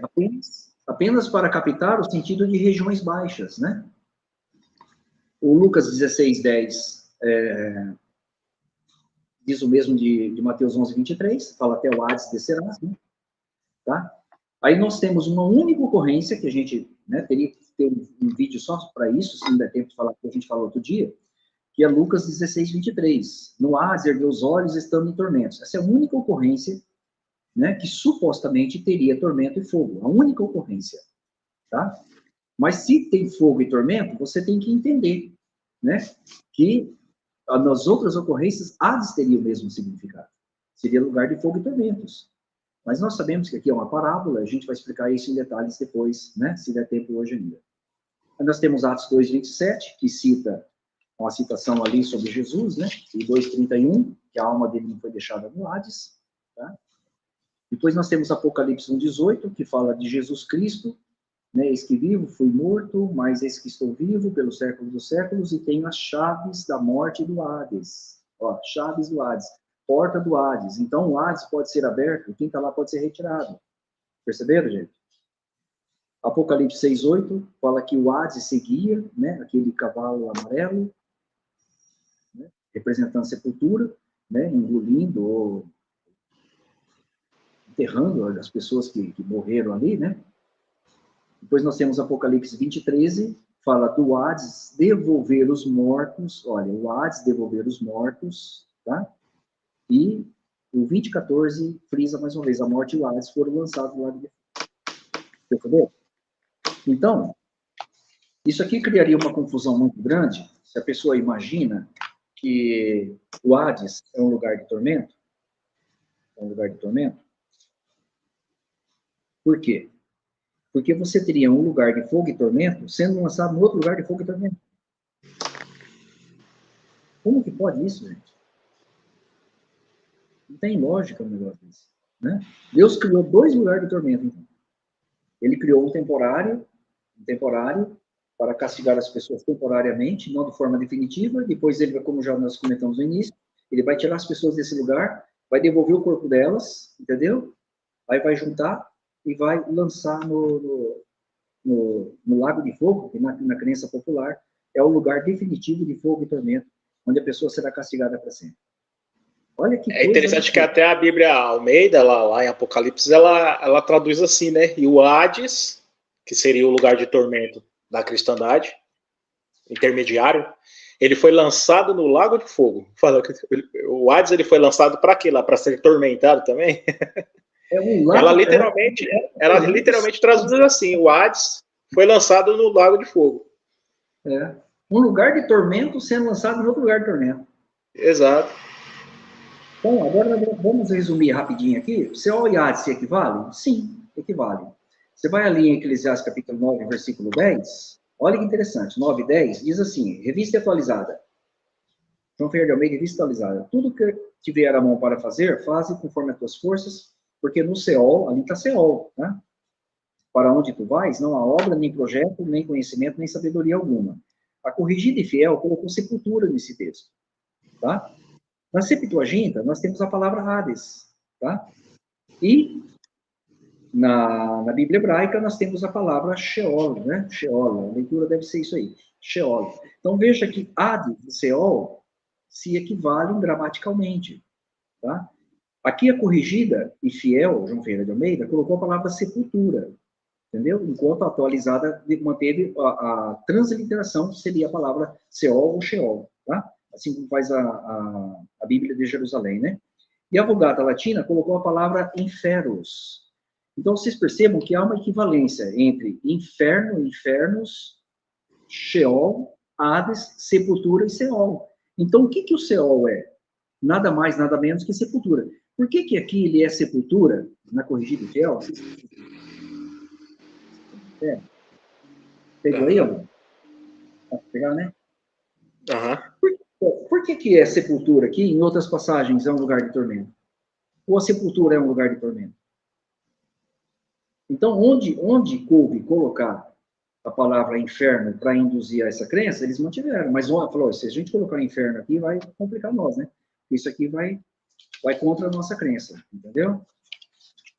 Outro exemplo rapidinho, Salmo 16:10. Revista atualizada. Ali usa a palavra Seol, só vou usar o termo aqui por cima, né? A corrigida e fiel colocou a palavra inferno. Ó, veja aqui, então, são equivalentes. Seol e inferno são equivalentes, tá? A Septuaginta está a palavra Hades. A Bíblia hebraica, a Bíblia de estudo hebraica está Sheol. Sempre falar hebraica, eu estou me referindo à Bíblia de estudo hebraica, tá? A Vulgata colocou a palavra inferno. Deixa eu ver se aqui não é uma coisa. Isso. Ó. Mais acima aqui, ó. Isso, tá em cima, isso, deu pra ver. É. Talvez fica de ponta cabeça aí, né? Não fica não. A CNBB colocou a palavra sepulcro. Perceba, pessoal? É isso mesmo. E a Vulgata, perdão, colocou a palavra inferno no lugar. Percebam que inferno, Sheol, né, o Seol, Hades, sepulcro, inferno na corrigida e fiel, e Seol, na revista atualizada, são termos equivalentes. A grande confusão está onde eles tentam segurar a palavra inferno quando vai falar dos ímpios, está lá como o Salmo 9:17, por exemplo, entendeu? Tá? Aí nós temos, por exemplo, já no Novo Testamento, ó, Atos 2, 27, 31, no século 21, fala, não deixarás minha vida no túmulo, e a vida dele não foi deixada no túmulo, falando de Jesus Cristo, né? A revista atualizada manteve a palavra Hades. Perceba que há equivalência entre túmulo e Hades. Jesus foi para um lugar de tormento? Não, gente. Tá? E a mesma Bíblia lá, corrigida e fiel, coloca a palavra inferno lá no lugar. Vocês perceberam? Será que Jesus foi para um lugar de tormento? Aí você pega assim, né? Às vezes eu até gosto de fazer essa comparação com alguém quando a gente está conversando, né? Eu falo assim, Adão, quando ele morreu, ele foi para um lugar de tormento? Claro que não foi. Morreu, tu és pó voltarás, né? E ele também não poderia ter sido mandado para lá sem aviso, né? Não é verdade? Deus não avisou ele, falou, se você pecar, você vai para o inferno. Não é verdade? Então, veja bem, Adão, que foi o primeiro pecador, se existisse lugar, deveria inaugurar o inferno, não foi, mas Jesus foi. Até relacionado a isso aqui, ó, no chat, o Avel, ele faz uma pergunta, lógico, de retórica. Ele fala assim, ó, quem criou esse lugar de tormento, se em Gênesis 1:31, diz que tudo que Deus criou era muito bom. O inferno e fogo não é muito bom. Faz sentido. É os questionamentos que ficam para o final, que eu acho que você vai ter que fazer outro dia, viu? Já deu 1h15 já. Então, nós vimos aqui... Com respeito ao tempo, fica à vontade, viu? Você, mas fica cansativo também. Ó, deixa eu falar para você rapidinho, então. Então, nós vimos aqui o Seol e o Hades, né? Seol e o Hades. Seol e o Hades é lugar de tormento? De fogo? Não. Mas é lugar de descanso. Né? Sepultura comum da humanidade. Não tem alegria, não tem nada, né? Fica o texto inatividade, claro, né? De inatividade completa, né? O texto aqui de Eclesiastes 9:10 deixa isso muito claro, né? Isso aqui, gente, isso aqui olha, isso aqui não é uma ducha contra o inferno. Isso aqui é uma cachoeira de Foz do Iguaçu contra o fogo do inferno. Né? Contra tormento no inferno. Porque, ó, Eclesiastes 9:10 é muito claro. Se Seol, né, e Hades se equivalem, e de acordo com as pregações, as crenças populares, é o lugar de fogo e tormento, como é que faz com esse texto aqui, gente? Tudo que vier a tua mão para fazer, faz conforme as tuas forças. Porque no Seol, para onde tu vais, não há obra, não tem projeto, nem conhecimento, sabedoria, não tem nada. Quer dizer, não tem nada. É um lugar de completa inatividade. Se é um lugar de completa inatividade, como que a pessoa sabe que ela está sofrendo lá? Não tem lógica, não tem sentido, né? E nós mostramos aqui, vocês viram aqui de forma rápida, né? Alguns exemplos aqui de equivalência, né? Equivalência linguística e equivalência teológica também, né? Ó, eu tenho ainda 3, 4, 5, 6, 7, 8, 9, 10, 11, 12, 13 esboços. Eu acho que vai ficar muito ruim. Mas vamos só finalizar aqui sobre o céu. Tá? Vamos deixar para outro dia. Ó, Lago de Fogo, Geena, Mateus 10:28, é o texto mais amado aí, né? Pelos pregadores para defender a imortalidade da alma em inferno de fogo. É o texto mais querido deles, gente. Mas eu gosto de falar desse texto aqui, porque esse texto, quando você aprofunda nele, né? Analisa o contexto ali, você desmonta, né? Perguntas que travam teólogos, infernistas, tem umas 5, 6 perguntas aqui, né? Aqui que os mortos serão destruídos, e assim por diante. O que acontece na morte, condição dos mortos, constituição humana, tem o Tártaro também, né? Só para não fugir do tema aqui, sobre a questão do Seol ainda, tá? Voltando aqui, mas está dentro do assunto ainda de Seol e Hades. Por exemplo, ó, só para vocês verem como que algumas versões da Bíblia, elas são, assim, tendenciosas, né? Então, você vai ler no Salmo 9:17, na João Ferreira de Almeida, revista e corrigida, corrigida e fiel, tá? Não sei se a revista corrigida está igual, mas deve estar. Diz assim, ó, os ímpios serão lançados no inferno, e todas as nações que se esquecem de Deus. Obviamente que a Bíblia de Jerusalém, como já comentamos, tem a palavra Sheol no lugar, com X, né? E não a palavra inferno, tá? Então, quando a pessoa lê isso aqui, os ímpios serão lançados no inferno, o que vem à mente do leitor? Se ele já tem uma tendência de acreditar que existe esse lugar. Tá vendo? É o lugar dos maus aí, ó. Deus vai mandar eles para lá. Olha aqui, olha lá, as nações que esquecem Deus, Deus vai mandar tudo lá para o inferno. Tá vendo? A Nova Versão Internacional, olha como que ela verteu esse texto. Voltem os ímpios ao pó, todas as nações que se esquecem de Deus. associou a palavra Sheol, né, Sheol em hebraico, a palavra pó. Por quê? Embora esse aqui serviu mais como paráfrase e não como tradução. Por quê? Porque realmente o Sheol ou o Hades, como sepultura comum, é o lugar de pó, é onde todas as pessoas que são mortas, que morrem, né, e são enterradas, acabam realmente virando pó mesmo, né, novamente, né. Então, está mais como paráfrase do que como tradução, tá? Não estou dizendo que está certo ou está errado fazer isso aqui. Mas não colocou a palavra inferno, gente. E é uma Bíblia evangélica, nova versão internacional Bíblia evangélica, tá? A nova versão transformadora, que é uma outra Bíblia evangélica, diz, ó, os perversos descerão à sepultura. Perceberam? Então, perceba que inferno está sempre equivalente aqui, gente, nas versões antigas da Bíblia, no sentido de sepultura, lugar de... Tá? Só lembrando que na Bíblia de Jerusalém é Salmo 9:18, tá? Nas outras é 9:17. A Bíblia de estudo hebraico tem a palavra Sheol e a Septuaginta a palavra Hades, né? E a Vulgata colocou a palavra inferno, né? Deixa eu tentar só colocar aqui rapidinho para vocês verem. Não sei se aparece aqui o grifo. Ó. Aparece. Aparece, né? Uhum. Está completo, tá?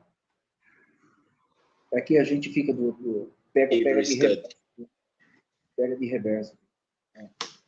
Dá para perceber aí, né? Tá tudo grifadinho, os termos Study Bible. Uhum. Esses textos aqui foram copiados, né, de aplicativos e do computador, tá bom? Outra questão, né? Se o Sheol é lugar de sofrimento. Rapidinho, para a gente voltar lá com a sua equivalência de Hades. Aquele mesmo texto lá de Gênesis 37, 35, já falei dele ou não? Não, né? Gênesis 37, 35, não, né? Não, acho que não. Não falei, porque esse esboço era na sequência do Sheol, né? Aí eu entrei com o Hades, estou voltando. Só que são termos equivalentes, então está dentro do mesmo assunto, né? Então, por isso que eu não vou mudar o tema. Ó, será que José, filho de Jacó, estava no lugar de sofrimento? A Bíblia de Jerusalém, como já disse, ela não tem a palavra inferno, ela usa a palavra Sheol com X. Diz assim, ó, todos os seus filhos e filhas vieram para consolá-lo, mas ele recusou toda a consolação e disse, não é em luto que descerei, veja que está sempre associado às regiões baixas, ao Sheol para junto do meu filho. E seu pai o chorou. Perceba que Sheol está associado, e o Hades está associado, porque na Septuaginta está Hades, a regiões baixas, onde os mortos são enterrados. Então, ele não imaginava que o filho dele estava no submundo, sofrendo alguma coisa. Ou mesmo que tinha um espaço lá, como alguns acreditam, dividido, né? Um lado está as almas do bom, do outro ruim. Gente, isso debaixo da terra. Tem lógica isso? O povo é muito criativo. Esses dias atrás eu vi um pastor famoso aí na internet, não vou falar o nome, porque queremos respeitar a privacidade, mas ele comentou assim, que o Sheol e o Hades, entendeu? Ficam abaixo da sepultura, é a região onde ficam as almas de todos os mortos. E tem uma separação, olha só, uma separação debaixo da sepultura, a sepultura está a matéria, a carne, né? Essa parte tangível aqui, entendeu? E abaixo da sepultura fica o Sheol e o Hades, onde estão as almas, né? Fala assim, o espírito volta para Deus e as almas estão debaixo da sepultura, tá? E o Sheol e o Hades tem uma separação, tá? Tem uma separação. Um lado está as almas dos bons, né? Do outro está as almas dos ruins. Eles se veem tal, etc, tal, se reconhecem, mas nenhum pode fazer nada pelo outro, usando como base a parábola do rico e Lázaro. Gente, para pensar um pouquinho. Dá para acreditar numa coisa dessa? Que tem um mundo espiritual dividido debaixo da sepultura? Dá para acreditar numa coisa dessa? Isso e eles ficam se paquerando, né? Não, isso é atacar a inteligência, é atacar a inteligência do ser humano. E eles ficam se paquerando um do lado do outro lá, né? Imagina um filho aqui vendo o pai em sofrimento do outro ou vice-versa, né? E de todos, né? De todos estão ali. Os que morreram em favor de Deus estão de um lado melhor. E os que não morreram estão do outro em fogo e tormento, que ainda não é o derradeiro inferno. Isso contando de Adão para cá, tá? Só para vocês terem uma ideia dos absurdos, né, e da criatividade do povo para defender essa doutrina, né, gente? E pensar que no passado, eu não era bem dessa forma, mas eu acreditava que tinha um lugar assim, né? Mas a gente vê que não é, né? E só para finalizar essa parte do Sheol aqui, É a última folha, tá? Aí outro dia a gente faz outra, viu, Denis? Ó, já deu 1h24 já, fica muito cansativo aí, pessoal. Ó, Seol Tá bom. e inferno é lugar de sofrimento e inatividade. Já citamos aqui Eclesiastes 9:10, né? A Bíblia de Jerusalém. Vou colocar aqui, enquanto você vai explicando aqui, eu vou colocando no chat aqui. Ó, aqui está a palavra Sheol, na Bíblia de Jerusalém, Eclesiastes 9:17. Não sei se... Aqui a gente põe aqui com a câmera. Aqui a outra, Rijane, está a palavra Sheol, a sepultura. Colocou como uma paráfrase na frente. A outra aqui já é a palavra Nova Internacional, deixa eu ver. Olha aqui, ó, sepultura. Veja que é a equivalência, né? Aqui está a palavra grega, Hades. Embora no nosso canal tem esses vídeos bem detalhados, com todos esses esboços aqui. Aí está a palavra hebraica. Lembrando que está no link da descrição, tá? Tá, isso. Quem quiser acessar. Deixa eu ver aqui. Tá difícil, né? Aí aparece mas tá dando para ver sim.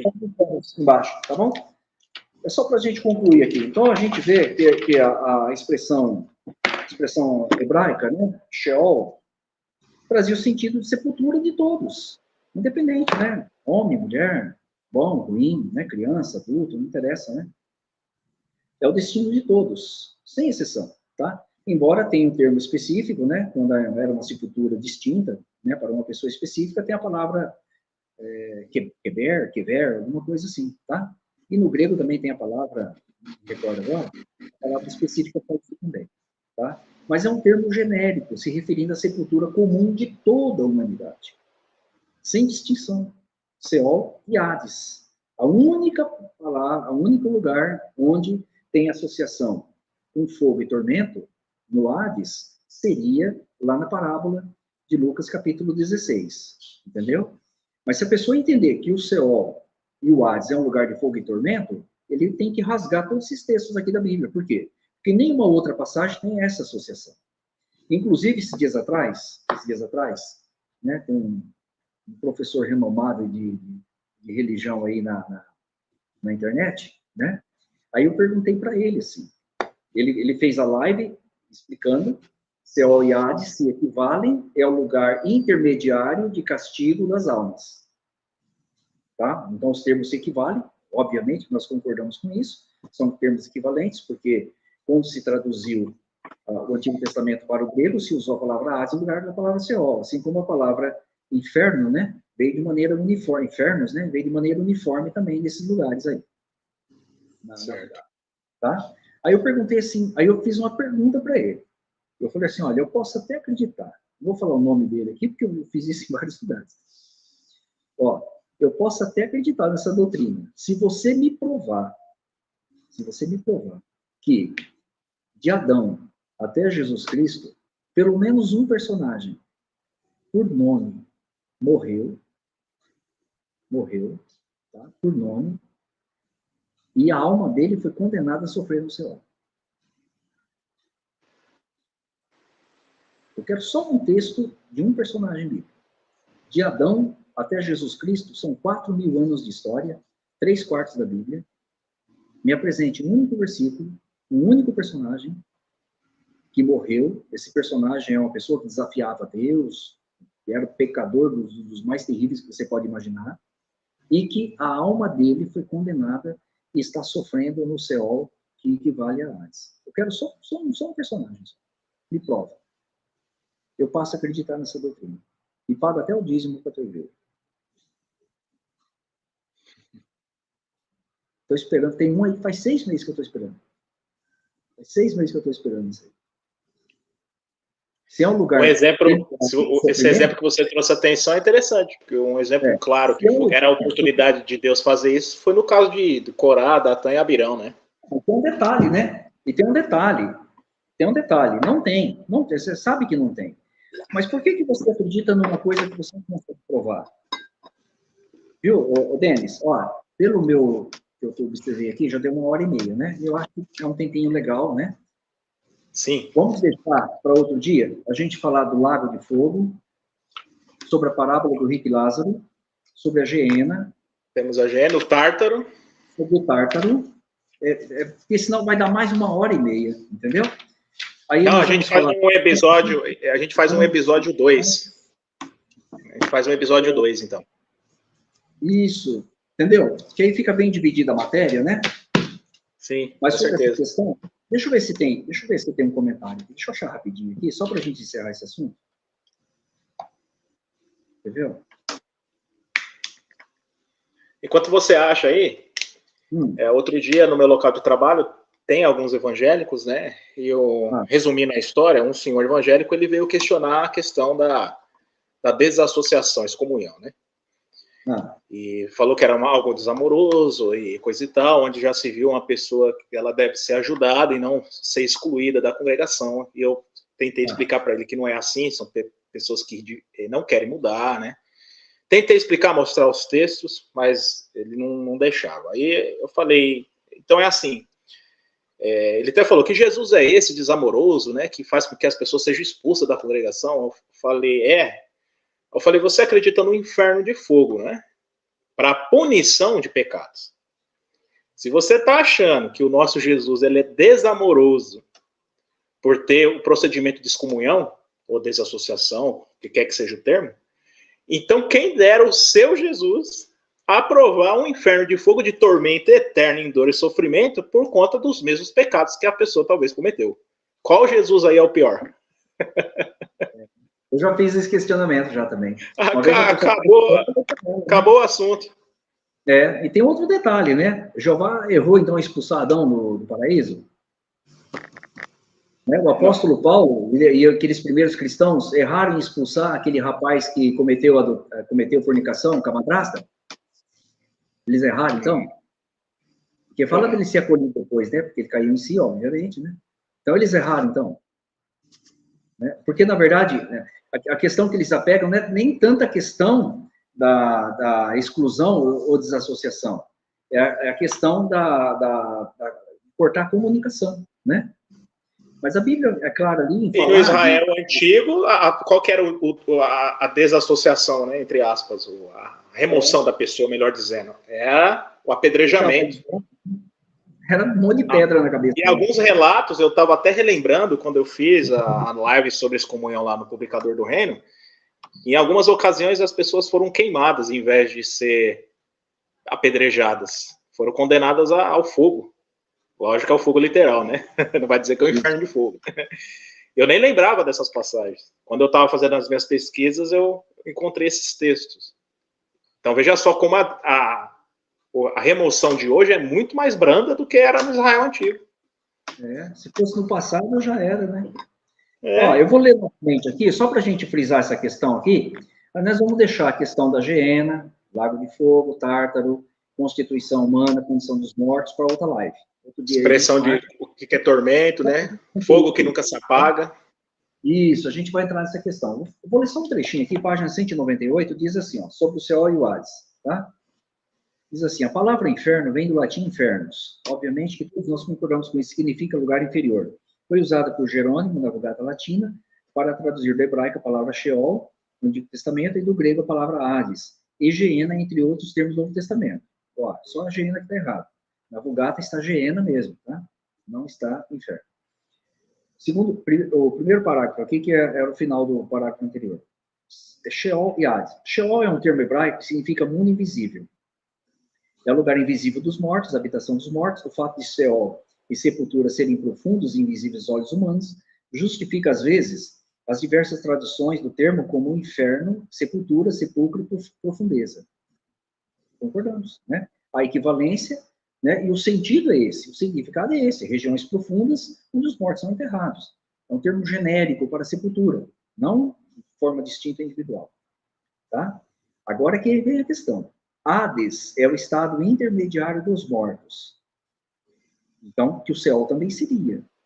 Que Hades e Sheol são termos equivalentes. Hades é o estado intermediário dos mortos. Não é ainda o inferno propriamente dito, sim o estágio intermediário dos mortos sem Cristo. Trata-se de uma prisão temporária até que venha o juízo.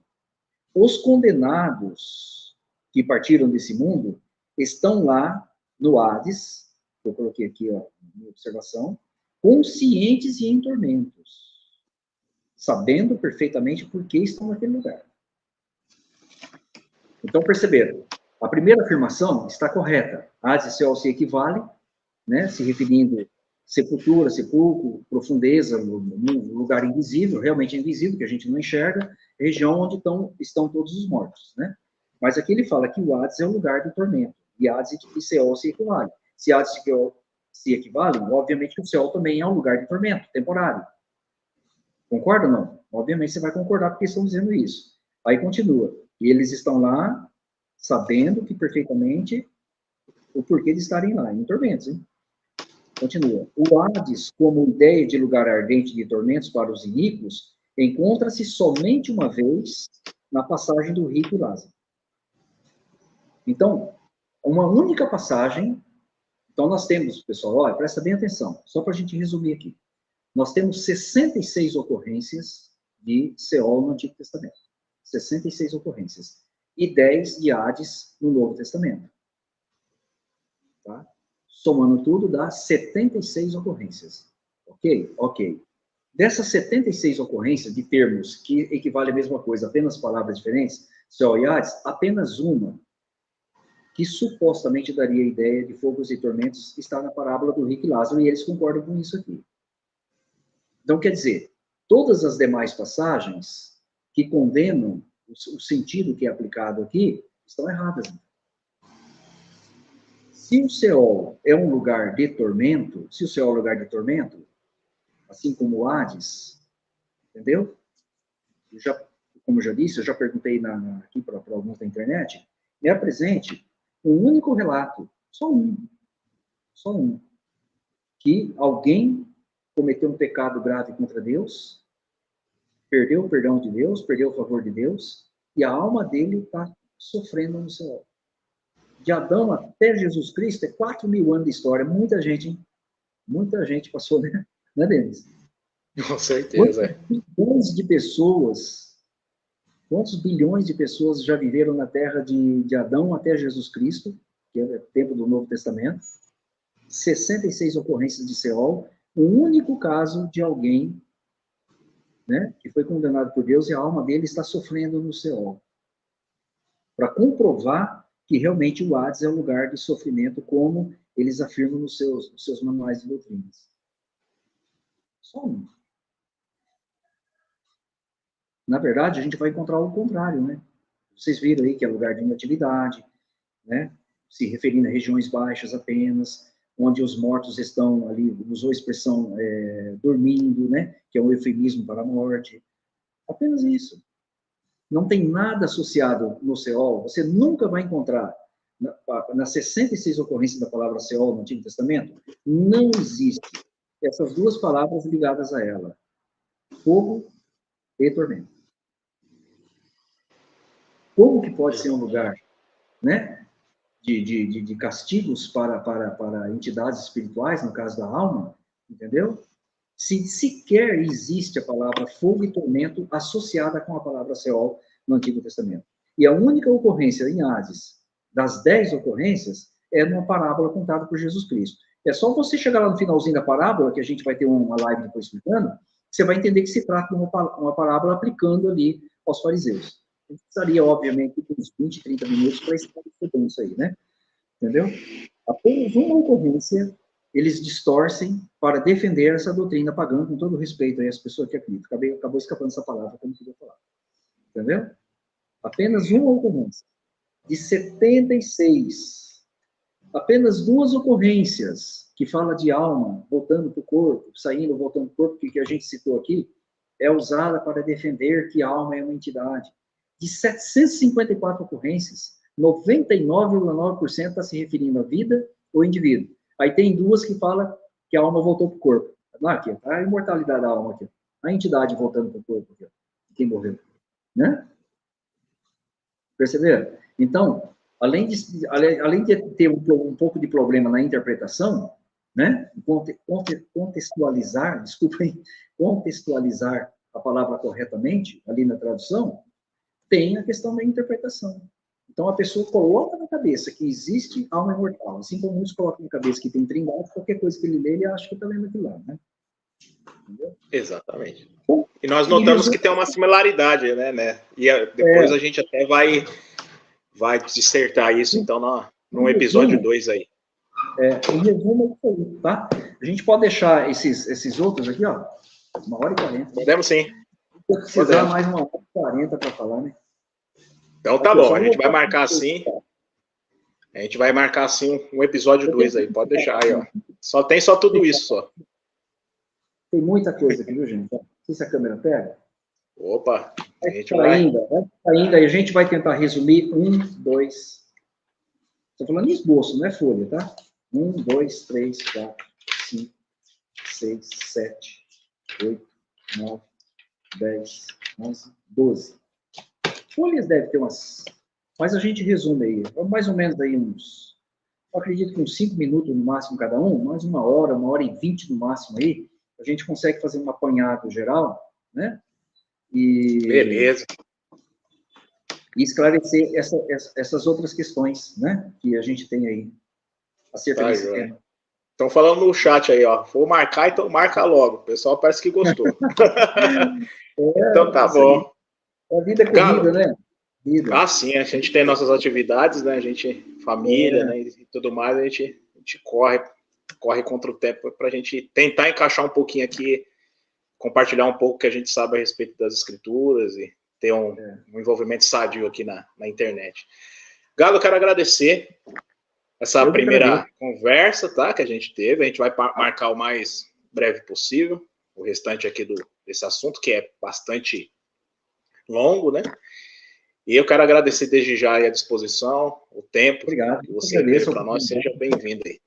Tá bom? O objetivo da gente, o objetivo nosso não é jamais... É a primeira vez que eu estou colocando meu rosto na internet para falar sobre isso, né? Já faz uns 8 anos que eu atuo como apologista, entendeu?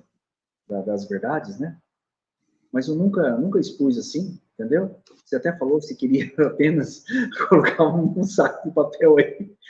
Mas não precisa, né? Não precisa. Quem me conhece sabe que eu não gosto de me aparecer, em hipótese alguma, né? O propósito da gente é ajudar as pessoas de coração sincero, que amam realmente a Bíblia, a verdade, a verem que esse ensino que a gente está tratando aqui, depois a gente pode ter outros aí acerca de outros assuntos, realmente não tem embasamento, né? A pessoa que acredita numa doutrina como essa, né, desculpa aí quando eu disse a palavra pagã, não queria nem dizer essa palavra, porque eu acho que é uma palavra muito forte e pode ofender o ouvido de alguém. Eu gosto de usar termos suaves, termos genéricos quando eu falo, para ninguém se sentir ofendido. Até esse cuidado eu procuro ter, entendeu? Tá? Então peço desculpas aí quando eu disse pagã. Tá? Então vamos dizer essa doutrina filosófica, né? Doutrina filosófica soa melhor, né? E antibíblica. Fica melhor assim, né? Verdade? Então, a pessoa que acredita realmente e tenta defender isso aí, ela vê que não tem jeito, não tem base, gente. Você primeiro, você tem que colocar uma coisa na cabeça. Se Deus criou, olha, um lugar provisório de castigo e sofrimento, tá? Não importa se você quer chamar ele de Jeová ou de Jesus. Se Deus criou um lugar de castigo provisório, de sofrimento, para quem desobedece a ele, e depois, um lugar derradeiro, que a gente vai falar na outra live, que seria o Lago de Fogo, onde ele vai castigar por toda a eternidade quem rejeitou fazer a vontade dele, definitivamente, esse Deus não pode ser bom. Não pode ser bom. Como que pode um Deus amoroso que criou tudo tão perfeito, né? Simplesmente porque o ser humano, de alguma forma, mesmo que ele não fosse, por exemplo, um pecador grave, mas rejeita a orientação dele e não quer servir a ele. Mas é uma pessoa, né, até boa na sociedade, por assim dizer. Será castigada para sempre, né, no inferno. Ou temporariamente depois no inferno, conforme já mostrei para vocês. Como que pode, gente?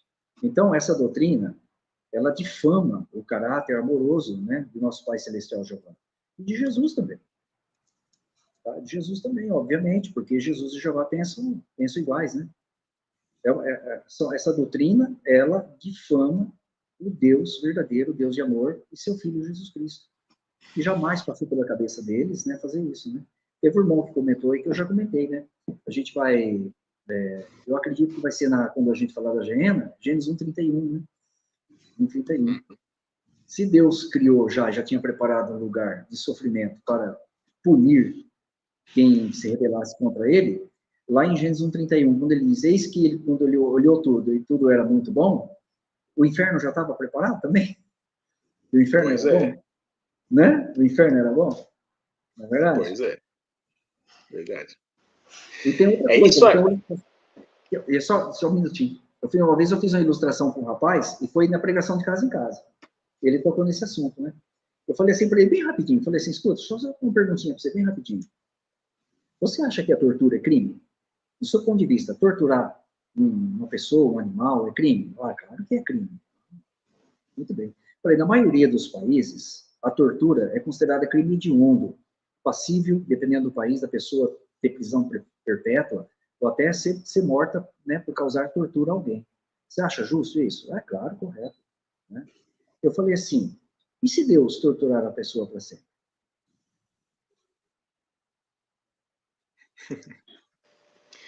Abraçou, né?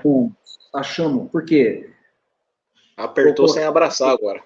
Colocar a pessoa numa situação dessa, mesmo que seja um lugar temporário, né? Na verdade, esse lugar temporário é o purgatório dos católicos, né? O céu e o Hades, que os evangélicos, de modo geral, com todo respeito, têm como lugar de castigo temporário, é o mesmo purgatório dos católicos. A diferença é que, nos católicos, né, a pessoa está ali, a alma da pessoa está ali, ela vai purgar, ela vai purificar, sair de lá para ir para o céu.